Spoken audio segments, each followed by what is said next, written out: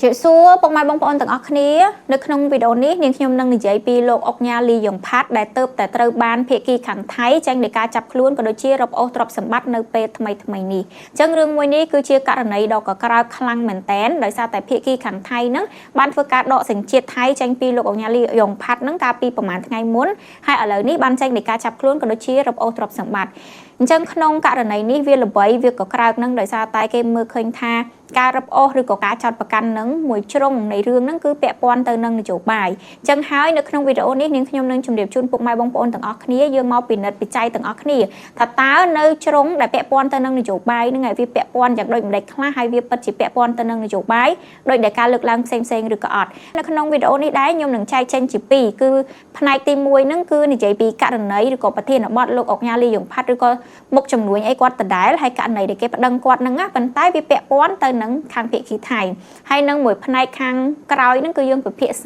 ាបែបក្នុងនាមយើងគឺជាប្រជាពលរដ្ឋប្រជាជនខ្មែរអញ្ចឹងចូលទៅផ្នែកទី1ដែលមានពាក់ព័ន្ធទៅនឹងថៃក៏ដូចជាមានការលើកឡើងថាករណីមួយនេះពាក់ព័ន្ធទៅនឹងនយោបាយអីហ្នឹងខ្ញុំចង់ឲ្យពុកម៉ែបងប្អូនទាំងអស់គ្នាពិនិត្យទៅមើលចំណុចមួយចំនួនណាជាក់ស្ដែងលោកអុកញ៉ាលីយ៉ុងផាត់នេះគឺគាត់ជ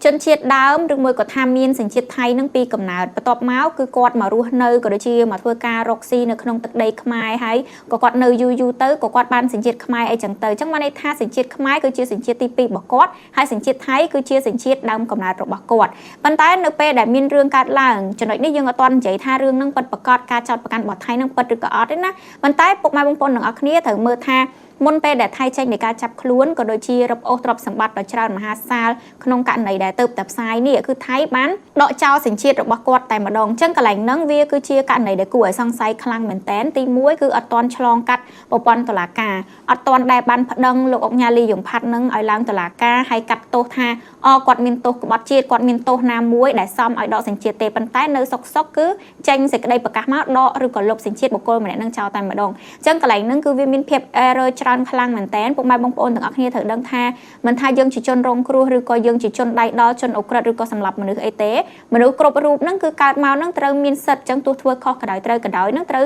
ឆ្លងកាត់ប្រព័ន្ធតុលាការឬក៏ប្រព័ន្ធច្បាប់ដើម្បីសម្រេចទោសសិនណាដោយយើងឃើញជាក់ស្ដែងចឹងករណីចោលឬក៏អុក្រិតកម្មអីផ្សេងហ្នឹងយើងខឹងប៉ុណ្ណាក៏យើងអត់អាចទៅវាយសម្លាប់ឬមួយក៏ទៅបៀតបៀនគេដែរគឺមានតែតុលាការទេដែលមានសិទ្ធិកាត់សេចក្តីថាឲ្យម្នាក់នឹងជាប់ទោសប៉ុណ្ណាឬក៏បង់ពិន័យប៉ុណ្ណាចឹងទៅចឹងកន្លែងហ្នឹងវាគឺជាចំណុច error មួយហើយនៅពេលឥឡូវនេះថៃបានប្រកាសថាគេចោះចាប់ជាង30កន្លែងដូចជា36កន្លែងគឺជាទ្រព្យសម្បត្តិឬក៏ជាទីតាំងដែលមានម្ចាស់កម្មសិទ្ធិនឹងជាលោកអុកញ៉ាលីយ៉ុងផាត់នឹងហើយរឹបអូសទឹកប្រាក់ចំនួនជាង400លានបាតដែលវាស្មើនឹងជាង12លានដុល្លារចំណុចហ្នឹងខ្ញុំចង់ឲ្យពុកម៉ែបងប្អូនទាំងអស់គ្នាក៏លេខទៅមើលករណីដែលមុននឹងវាយគ្នាជាមួយយើងណាគឺករណីលោកអុកញ៉ាកុកអានដែលពាក់ព័ន្ធឬក៏ស្រដៀងគ្នានឹងដែរថៃបានចោទប្រកាន់ហើយចេញសេចក្តីប្រកាសឬក៏ចេញព័ត៌មានបំភ្លឺថាបានចោះចាប់ឬក៏ចោះបង្ក្រាបទីតាំងចំនួន19កន្លែងរបស់លោកអុកញ៉ាកុកអានហើយ1 2 3រឹបអូសអីចឹងទៅប៉ុន្តែការពិតពុកម៉ែបងប្អូនទាំងអស់គ្នានៅក្នុងហ្នឹងគឺមានតែដូចជា2កន្លែងទេដែលជារបស់លោកអុកញ៉ាកុកអានហ្នឹងដែលបានន័យថា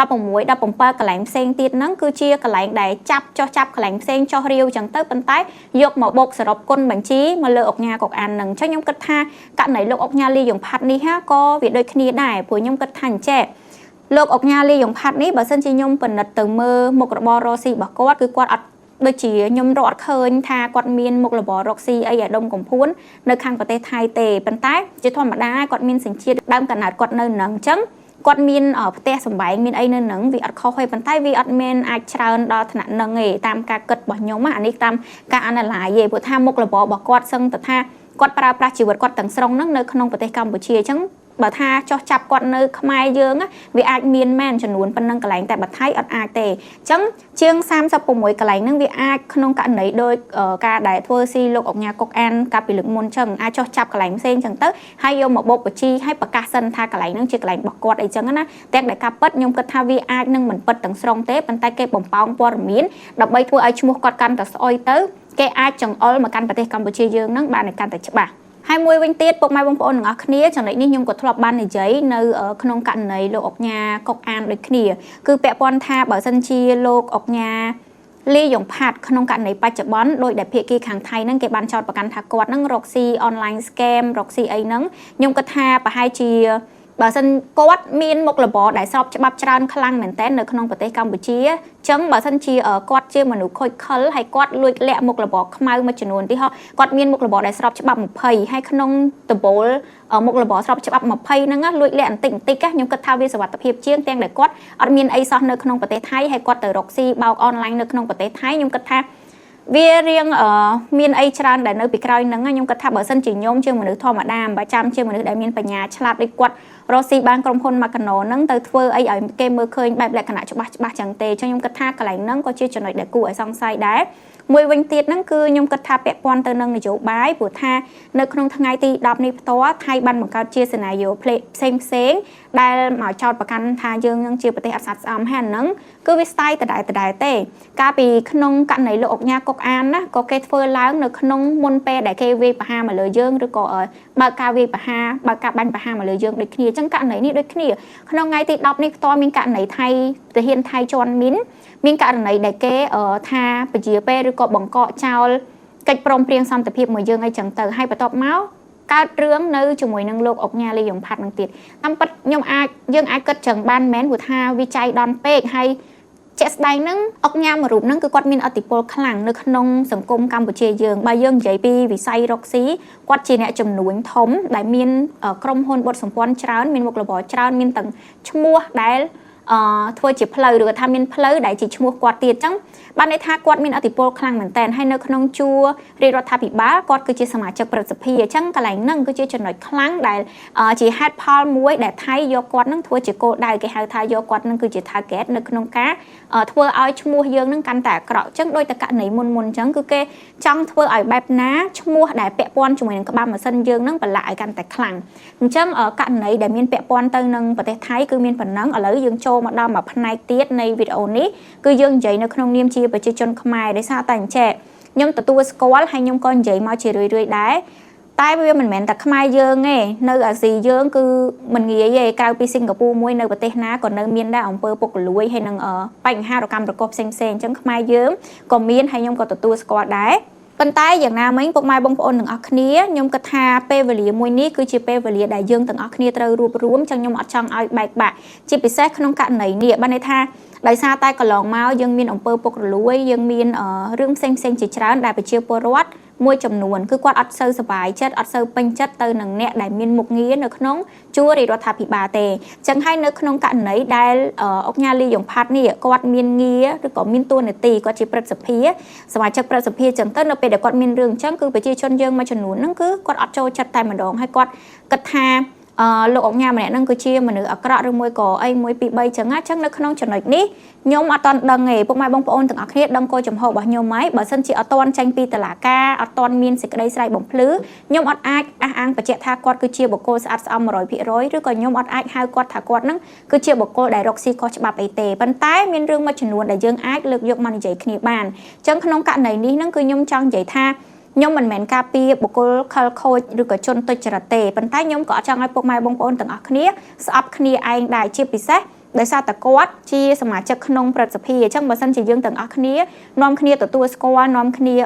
ទៅជន់គាត់ថែមវាប្រៀបដូចជាយើងទាំងអស់គ្នាហ្នឹងទទួលស្គាល់ថាក្បាលម៉ាស៊ីនរបស់ប្រទេសកម្ពុជាយើងតាំងពីដើមដល់ចប់ពីលើដល់ក្រោមហ្នឹងគឺពាក់ព័ន្ធទៅនឹងឧក្រិដ្ឋកម្មអនឡាញហើយអញ្ចឹងមានរឿងមួយចំនួនដែលខ្ញុំចង់ឲ្យពុកម៉ែបងប្អូនទាំងអស់គ្នាបានមើលហ្នឹងទី1លុយដែលគេ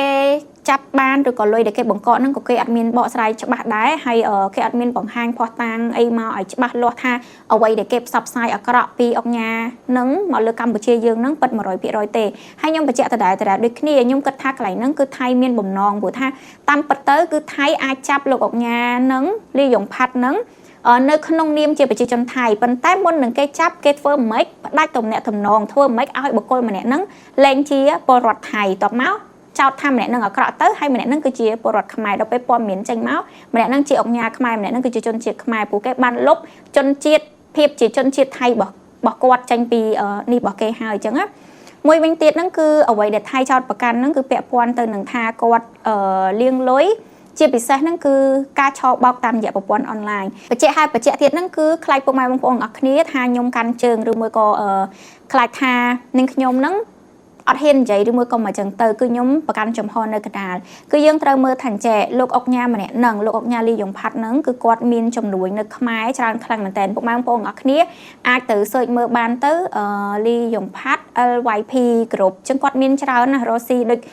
នាំចេញនាំចូលភ្លើងចឹងទៅជាពិសេសខាងកោះកុងព្រោះថាភាគច្រើនគាត់ដូចជារ៉ូស៊ីនៅខាងកោះកុងអញ្ចឹងមានផ្លូវមានស្ពានមានភ្លើងមាន resort មានប៉ុស្តិ៍ទូរទស្សន៍មានភោជនីយដ្ឋានមានគ្រឿងភេសជ្ជៈនិយាយទៅមានច្រើនខ្លាំងមែនតើសូម្បីតែមុខរបរមួយចំនួនដែលយើងស្មានអត់ដល់ហើយពួកយើងទាំងអស់គ្នាកំពុងតែប្រើប្រាស់សពថ្ងៃហ្នឹងក៏មានអាខ្លះក៏ជារបស់គាត់ដែរអញ្ចឹងបានន័យថាមុខចំនួនឬក៏មុខរបររកស៊ីរបស់គាត់ហ្នឹងឈរជើងនៅក្នុងប្រទេសកម្ពុជាយើងហ្នឹងមាំខ្លាំងមែនតើហើយគាត់រកស៊ីឬក៏ការរកស៊ីរបស់គាត់ហ្នឹងគឺយូរមកហើយរយៈពេល20 30ឆ្នាំមកហើយអានេះតាមការប៉ាន់ស្មានរបស់ខ្ញុំព្រោះថាយើងដឹងក្តីមកហ្នឹងគឺយើងឃើញមានផ្លូវលីយ៉ុងផាត់យើងមានឈ្មោះគាត់យើងមានអីហើយតែខ្ញុំបានទៅ search មើលបច្ចេកអីតែយ៉ាងហោចណាស់ខ្ញុំជឿជាក់ថាវាលើសពី15ឆ្នាំអញ្ចឹងការពង្រីកមុខរបររបស់គាត់ឬក៏មុខរបរដែលស្របច្បាប់របស់គាត់នៅក្នុងប្រទេសកម្ពុជានិងសមិទ្ធផលរបស់គាត់ការកសាងបុត្រសម្ព័ន្ធរបស់គាត់យើងអាចប្រកែកបានទេយ៉ាងណាមិញយើងក៏លេខមកមើលវិស័យ online scam ដែលវាជ្រាបចូលមកក្នុងប្រទេសកម្ពុជាខ្ញុំគិតថាវាអត់ដល់5ឆ្នាំទេអាចថា 3-4 ឆ្នាំតែខ្ញុំវាយឲ្យយូរថា5ឆ្នាំទៅចុះអញ្ចឹងក្នុងករណីថាបើសិនជាគាត់ពាក់ព័ន្ធជាមួយនឹង online scam នឹងមែនក៏ដោយទាំងដែលតាមពិតអត់មានអ្នកណាអាចបញ្ជាក់បានទេថាគាត់ពិតជាពាក់ព័ន្ធអត់ហើយបើក្នុងករណីថាគាត់ពាក់ព័ន្ធហ្នឹងក៏អត់ដឹងថាពាក់ព័ន្ធមកជ្រុងណាឬក៏ពាក់ព័ន្ធត្រឹមកម្រិតណាដែរប៉ុន្តែទោះបីជាគាត់មានភាពពាក់ព័ន្ធទោះបីនៅក្នុងកម្រិតណាក៏ដោយគឺពាក់ព័ន្ធតិចជាង5ឆ្នាំព្រោះវិស័យហ្នឹងវាត្រឹមតែហូរចូលមកប្រទេសកម្ពុជាយើងហ្នឹងតាមការប៉ុនស្មានឬក៏មើលតាមទស្សនវិជ្ជាជាក់ស្ដែងហ្នឹងវាត្រឹមតែប៉ុណ្្នឹងអញ្ចឹងយើងមិនអាចបានន័យថាគាត់ពាក់ព័ន្ធខ្លះឲ្យពាក់ព័ន្ធមួយផ្នែកហើយក្នុងរយៈពេលខ្លីចុងក្រោយយើងអាចយកអាហ្នឹងយកទៅ cover ឬមួយក៏បិទបាំងឬក៏ចោទប្រកាន់ថាសមិទ្ធផលរបស់គាត់ដែលគាត់កសាងមកមួយជីវិតរកស៊ីរបរត្រូវច្បាប់ហ្នឹងខ្លាយជារបរខុសច្បាប់ទាំងអស់ទេអញ្ចឹងកន្លែងហ្នឹងខ្ញុំមិនមែនកំពុងតែនិយាយថាគាត់អត់ពាក់ព័ន្ធណាខ្ញុំមិនដឹងទេតែក្នុងករណីគាត់ពាក់ព័ន្ធក៏ដោយក៏មិនបានន័យថាមុខរបរដែលគាត់ខំរកស៊ីមកពេញមួយជីវិតហ្នឹងខ្លាយជាមុខរបរដែលបានមកពីរឿងទុច្ចរិតទាំងអស់ដែរអញ្ចឹងខ្ញុំចង់និយាយអញ្ចឹងណាហើយមួយវិញទៀតពុកម៉ែបងប្អូនទាំងអស់គ្នានេះដូចត្រឡប់ទៅផ្នែកទី1នៃវីដេអូវិញអញ្ចឹងពុកម៉ែបងប្អូនទាំងអស់គ្នាឆ្ងល់អត់ថៃបានចេញថាលុបសញ្ជាតិឬក៏ដកសញ្ជាតិគាត់ចោលដល់ពេលហើយចោតប្រកាន់ថាគាត់មានទោសមានរកស៊ីខុសច្បាប់អីចឹងទៅហើយឲ្យខ្មែរយើងនឹងចាប់គាត់បញ្ជូនទៅថៃវិញអញ្ចឹងកន្លែងហ្នឹងវាអត់ make sense វាអត់សមហេតុផលតទៅសោះបើសិនជាថៃហ្នឹងអត់បានលុបសញ្ជាតិគាត់ទេអញ្ចឹងគាត់នៅតែជាជនជាតិថៃហើយបើគាត់នៅជាជនជាតិថៃហើយខាងប្រទេសថៃនឹងគេរកឃើញតែគាត់មានទោសអាហ្នឹងអាចក្នុងករណីដែលថៃស្នើសុំមកកាន់ប្រទេសកម្ពុជាសហការថាជនជាតិថៃម្នាក់នឹងធ្វើរឿងខុសច្បាប់ហើយឥឡូវរត់ចូលទៅក្នុងប្រទេសកម្ពុជាហើយសុំរដ្ឋាភិបាលកងកម្លាំងកម្ពុជាសហការចាប់ខ្លួនអាហ្នឹងវាត្រូវក្នុងករណីអីក៏ដោយមិនមែនសំដៅទៅលើគាត់ទេប៉ុន្តែក្នុងករណីនេះដកសញ្ជាតិគាត់ចេញបានន័យថាគាត់លែងជាជនជាតិថៃហើយប៉ុន្តែគាត់ជាជនជាតិខ្មែរអញ្ចឹងថៃនេះមានសិទ្ធិអីក្នុងការលុបដៃជ្រៀតជ្រែកកិច្ចការកម្ពុជាបញ្ជាឲ្យរាជរដ្ឋាភិបាលកម្ពុជាចាប់ប្រជាពលរដ្ឋដែលជាជនជាតិខ្មែរនឹងបញ្ជូនទៅថៃអញ្ចឹងអាហ្នឹងគឺវាអត់សមហេតុផលដែលសរុបមកគឺមានចំណុច error ច្រើនមែនតើដែលខ្ញុំយល់ថាវាពាក់ព័ន្ធខ្លាំងទៅនឹងនយោបាយវាគឺជាថ្វីដៃរបស់អ្នកចិត្តខាងយើងនៅក្នុងការដែលទម្លាក់កំហុសឲ្យយើងនឹងស្អុយឈ្មោះព្រោះថាគាត់នឹងមានតួនាទីធំគឺជាសមាជិកព្រឹទ្ធសភាក្នុងប្រជាជាតិកម្ពុជាយើងអញ្ចឹងសរុបមកវិញណាខ្ញុំខ្លាចពុកម៉ែបងប្អូនទាំងអស់គ្នាយល់ច្រឡំនាងខ្ញុំនៅទីនេះអត់មានបានអះអាងថាគាត់គឺជាបុគ្គលស្អាតស្អំ 100% អីទេគឺអត់ទាន់មានការស៊ើបអង្កេតឬមួយក៏អីដែលអះអាងឲ្យច្បាស់លាស់ទេប៉ុន្តែខ្ញុំនិយាយក្នុងករណីនេះបើសិនជាគាត់ធ្វើខុសមែនឬក៏ពាក់ព័ន្ធនៅកន្លែងណាមួយដែលមិនស្រួលមែនឬក៏និយាយខ្លីថាបើគាត់ធ្វើខុសមួយខ្ញុំជឿជាក់ថាថៃចោតប្រកាន់គាត់20ដោយករណីដែលធ្វើដាក់លោកអង្ញាកុកអានអញ្ចឹងចាប់ពីកន្លែងហ្នឹងទៅរកអត់មានឃើញអីសោះគឺចូលទៅផ្ទះគេបិទទ្វារគេតែម្ដងអត់មានចាប់បានផោះតាងថាហោនៅផោះតាងនឹងកំពុងធ្វើសកម្មភាពឆោបោកឬក៏អីណាបានន័យថាផ្ទះគេរស់នៅធម្មតាទៅចាប់ពីកន្លែងហ្នឹងហើយបែរជាមកប្រកាសថា19កន្លែងទាំងដែល17កន្លែងទៀតទៅចាប់របស់អ្នកផ្សេងហើយបោកបញ្ជីចូលគាត់អញ្ចឹងក្នុងករណីលោកអុកញ៉ាលីយ៉ុងផាត់នេះដូចគ្នាពួកគាត់រកស៊ីឬក៏រស់នៅភាគច្រើនហ្នឹងនៅក្នុងប្រទេសកម្ពុជាហើយអាចនឹងស្តៀងទៅនឹងករណីមុនដែរដែលអាចនឹងចាប់មកកន្លែងពីរកន្លែងនៅក្នុងប្រទេសថៃដែលពាក់ព័ន្ធទៅនឹងទ្រព្យសម្បត្តិរបស់គាត់ចឹងទៅហើយដើរចាប់កន្លែងផ្សេង20-30កន្លែងទៀតមកហើយយកមកបោកបញ្ជីហើយប្រកាសឡែតថាជារបស់គាត់ដែលមើលទៅដូចអធិកធម៌សបោខ្លាំងណាស់សបោទ្រព្យសម្បត្តិសបោអីចឹងទៅប៉ុន្តែ ជាក់ស្ដែងហ្នឹងគឺអត់ទាន់មានបញ្ជាក់ផុសតាំងណាមួយថាគាត់ពិតជាបានធ្វើឲ្យពិតប្រាកដមែនទេអត់មានចាប់បាននៅនឹងកន្លែងឬក៏មានឯកសារណាពាក់ព័ន្ធឲ្យច្បាស់ឲ្យយើងឃើញគឺអត់មានទេអញ្ចឹងក្នុងករណីហ្នឹងគឺអត់អះអាងថាគាត់ស្អាតស្អំ 100% ទេប៉ុន្តែវាមានចំណុច error ច្រើនដែលចង់ឲ្យពុកម៉ែបងប្អូនទាំងអស់គ្នាប្រយ័ត្នចាញ់បោកឬក៏ប្រយ័ត្នចាញ់កលការចាក់រុកពីសំណាក់ប្រទេសជិតខាងឲ្យយើងលែងជឿជាក់លើរាជរដ្ឋាភិបាលហើយមួយវិញទៀតពុកម៉ែបងប្អូនទាំងអស់គ្នាខ្ញុំនិយាយយូរទៅខ្ញុំតែនឹកឃើញមួយទៀតលុយ$12 លានជាង400 លានបាតហើយគិតជា$12 លានហ្នឹងសម្រាប់យើងទាំងអស់គ្នាច្រើនប៉ុន្តែបើសិនជាយើងវាយតម្លៃទៅលើមុខរបរដែលគាត់ពាក់ព័ន្ធជាមួយនឹងថៃហ្នឹងណាទី1អ្វីដែលខ្ញុំបានរកឃើញឬក៏បានដឹងកន្លងមកគឺគាត់នាំចូលភ្លើងពីថៃគាត់រកស៊ីមានពពួកភេសជ្ជៈដែលពាក់ព័ន្ធជាមួយនឹងថៃដូចគ្នាអាចថាបោះបរ៉ែនថៃហើយយើងយកផលិតឬមួយក៏ទិញ franchise ឬក៏អីយកមកខ្មែរអីចឹងទៅមួយវិញទៀតហ្នឹងគឺពាក់ព័ន្ធជាមួយនឹងប៉ុស្តិ៍ទូរទស្សន៍អញ្ចឹងអាចនឹងមានអីផ្សេងទៀតតែខ្ញុំរៀបរាប់តែ3ហ្នឹងណាអញ្ចឹងពាក់ព័ន្ធទៅនឹងការនាំចូលភ្លើងអគ្គិសនីចូលមកកម្ពុជាអីហ្នឹងហើយនឹងពីរទៀតដែលខ្ញុំបានរៀបរាប់ហ្នឹងការរកស៊ីទាំងអស់ហ្នឹងខ្ញុំជឿជាក់ថាមាន deposit លុយឬក៏ថានិយាយភាសាខ្មែរគឺគេហៅថាឲ្យយើងតម្កល់លុយអញ្ចឹងតែប្រហែលមុខនេះបូកចូលគ្នាលុយតម្កល់ហ្នឹងគឺវាអាចនឹងក្បែរប៉ុណ្ណឹងឬក៏ពាក់កណ្ដាលអីបានបាត់ទៅហើយអញ្ចឹងបើគ្រាន់តែលុយរកស៊ីហ្នឹងមានប៉ុណ្ណឹងហើយចុះលុយខ្មៅនៅក្នុង12 លានហ្នឹងមានប្រហែលខ្ញុំអត់ដឹងពុកម៉ែបងប្អូនអរគ្នាយល់អត់ទេខ្ញុំចង់និយាយថាអញ្ចឹងបានន័យថាលុយដែលគេបង្កក់ហ្នឹងពាក់ព័ន្ធទៅនឹងមុខរបររកស៊ីឬក៏លុយអីក៏ដោយដែលមានគាត់ឲ្យតែជារបស់គាត់នៅក្នុងហ្នឹងឧទាហរណ៍ថាគាត់រកស៊ី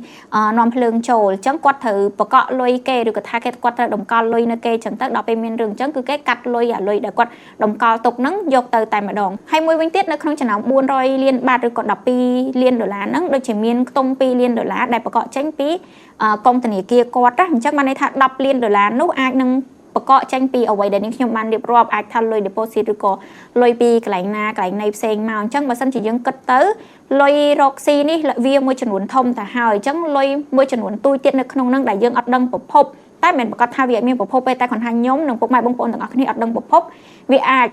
ក្នុងករណីយើងសង្ស័យថាវាជាលុយខ្មៅលុយលៀងឬក៏លុយអីចឹងទៅប៉ុន្តែសួរថាវាចំនួនតិចប៉ុណ្ណឹងនឹងវាប៉ុណ្ណាខ្ញុំគិតថាវាអត់មែនជាចំនួនច្រើនអីលើសលប់ប៉ុណ្ណាទេចំនួនក្នុង$12 លានហ្នឹងគ្រាន់តែយើងគិតត្រួសលុយដែលស្របច្បាប់ហ្នឹងវាមានច្រើននៅក្នុងហ្នឹងស្រាប់ទៅហើយបើខ្ញុំសរុបជារួមមកបើសម្រាប់ខ្ញុំផ្ទាល់ហ្នឹងដូចជានិយាយដដែលខ្ញុំអត់ច្បាស់ 100% ថាគាត់ស្អាតស្អំកម្រិតណាឬមួយក៏ថាគាត់រកស៊ីឬក៏ពាក់ព័ន្ធប៉ុណ្ណាទេប៉ុន្តែអ្វីដែលនាងខ្ញុំមើលឃើញទៅខ្ញុំគិតថាវាពាក់ព័ន្ធទៅនឹងនយោបាយច្រើនហើយខ្ញុំនិយាយមួយម៉ាត់ឲ្យខ្លីគឺខ្ញុំគិតថាគេធ្វើស៊ីច្រើនជាងអញ្ចឹងសម្រាប់នាងខ្ញុំផ្ទាល់ហ្នឹងគិតថាគេធ្វើស៊ីមិនមែនត្រឹមតែគាត់ទេប៉ុន្តែស្អុយឈ្មោះមកលើប្រទេសកម្ពុជាដោយសារតែគាត់មានងារគាត់គឺជាសមាជិកប្រតិសភានឹងឯងអញ្ចឹងគេធ្វើស៊ីហើយគឺគេយកលុយ$12 លានចាយលេងទៀតអញ្ចឹងអានេះជាអ្វីពីខ្ញុំគិតឃើញហើយវីដេអូនេះមានតែប៉ុណ្្នឹងទេពុកម៉ែបងប្អូនទាំងអស់គ្នាបើសិនពុកម៉ែបងប្អូនទាំងអស់គ្នាមានមតិយោបល់អីក៏សូមចែករំលែកមកកាន់នាងខ្ញុំវិញផងនេះខ្ញុំក៏ចង់ដឹងដូចគ្នាព្រោះថាជួនកាលទៅគីឡូថាខ្ញុំមើលឃើញតែមួយជ្រុងហើយមានរឿងជាច្រើនទៀតនៅពីក្រោយនឹងខ្ញុំអត់បានមើលឃើញឬក៏អត់បានដឹងអីចឹងទៅព្រោះថាជាក់ស្ដែងទៅករណីឬក៏វីដេអូមួយនេះផ្ទាល់ខ្ញុំអត់សូវបានទៅ research មើលថែមទេ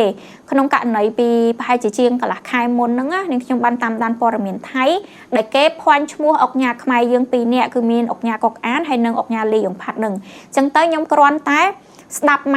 កលហើយស្ដាប់មកលហៀងពីព័ត៌មានថៃពីមុនហើយក៏ចាំទេអញ្ចឹងអត់បានទៅស្រាវជ្រាវអីច្រើនទេប៉ុន្តែពាក់ព័ន្ធទៅនឹងមុខរបររកស៊ីអីហ្នឹងគឺមើលតិចដែរដើម្បីស្វែងយល់បើមិនអញ្ចឹងទេអត់មានអីយកមកប្រាប់ពុកម៉ែបងប្អូនទាំងអស់គ្នាថាតើមុខរបរគាត់នឹងមានអីខ្លះទេប៉ុន្តែពេលដែលយើងទៅមើលទៅគឺគាត់ពិតជាមានមុខរបរហើយឈរជើងនៅក្នុងស្រុកយើងនឹងច្រើនមែនអញ្ចឹងបើសិនជាករណីវាជាការធ្វើស៊ីពិតប្រកបមែនបានន័យថាយើងខាត់បងខ្លាំងព្រោះមុខចំនួនគាត់ច្រើនអញ្ចឹងរាល់ថ្ងៃចិញ្ចឹមបុគ្គលិកដែលជាប្រជាជនខ្មែរយើងនឹងច្រើនណាបើសិនជាយើងចោតដុំថ្មទៅខុសមនុស្សហ្នឹងអញ្ចឹងគេនិយាយខ្លីថាងាប់អ្នកដែលនៅក្រោមហ្នឹងហើយដោយដែលនាងខ្ញុំ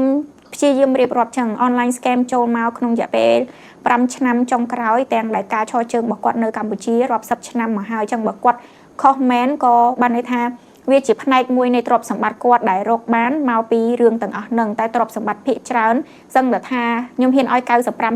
95% ដែលយើងមើលឃើញថាស្អាតស្អំប៉ុន្តែយ៉ាងណាមិញអានេះគ្រាន់តែជាការស្រាវជ្រាវការយល់ឃើញរបស់នាងខ្ញុំទេយើងអត់មែនជាអ្នកស៊ើបអង្កេតអីពិតប្រាកដពុកម៉ែបងប្អូនទាំងអស់គ្នាក៏មិនបាច់ជឿខ្ញុំពេកដែរវាគ្រាន់តែជា